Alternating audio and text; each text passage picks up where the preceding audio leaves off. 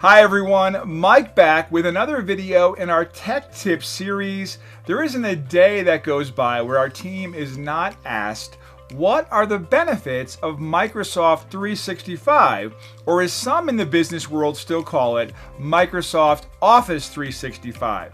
Microsoft 365 or Microsoft Office 365, whatever you call it, the Microsoft 365 solutions offer great benefits for large organizations right down to the small business solutions. Not only is Microsoft 365 full of great applications such as Outlook, SharePoint, Teams, OneDrive, and about a few dozen more, here are some of the benefits your organization will experience when you make a move to Microsoft 365.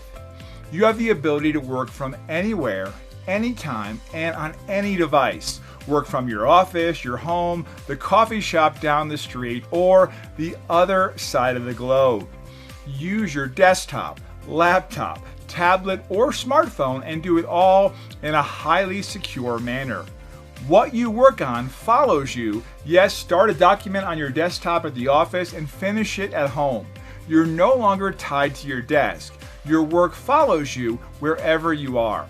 Get access to robust web applications. Love Outlook on your Windows desktop.